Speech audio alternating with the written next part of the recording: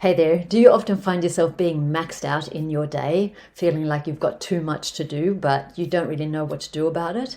Well, my name is Jess from Jess Dolberg Coaching, and I'm going to give you 5 skills for how to be more productive or increase your productivity without being maxed out. I hear this from my clients all the time that, I'm maxed out, I've got so much to do, and I need to get these features and this product out there, otherwise I'm going to lose my advantage in the market. And I hear that, but this is a sure way towards burnout. So what are the 5 steps that we need to take that we can increase our productivity without being maxed out?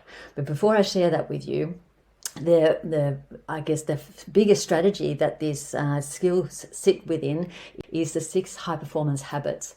And the first high performance habit is seeking clarity. It's about how to identify or how to be the best version of who we are. Second one is generating energy, to be able to generate the kind of energy that we need in our day, so mental, physical, emotional, and spiritual energy that we need in our day. The third one is raising necessity. It's about purpose. It's about, am I clear on what my purpose is, why I'm working so hard, and am I tapping into it often enough? Next, we have increasing productivity, which is what this topic is all about. How can I increase my productivity without being maxed out?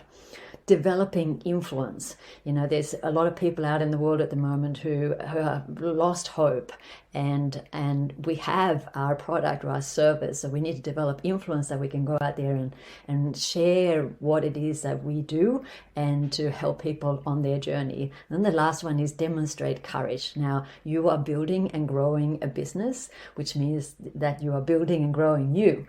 And that's why courage is so important. So what are the 5 steps? Well, the first step is, if you find yourself complaining or saying a lot, I'm maxed out, I've got so much to do, and I don't know how to fix it, or you have other people saying to you, well, you look tired, or you don't look like you look serious, you don't look like you're having fun, then that's a clue. So that's step number 1. Step number 2 is to have a look at how you start your day. How do you set up your day? Are you working on your own projects, or are you working on other people's agendas? If what we need to do is to focus on our own projects in the morning first, before falling into and helping everybody else. And it's such a simple practice, but it does take some discipline to actually do that. Step number 3 is asking yourself, who could I delegate some of my tasks to? Now, you might say, well, I can't give it to someone else, I can't trust them. Then maybe check in with your ego a little bit, and then go back and see all the things that you do in your day, and have a think about who could you delegate that to. Perhaps even invest in getting someone to help you. And step number 4 is, if you find that step number 1 to 3 makes you feel uncomfortable, then ask yourself why.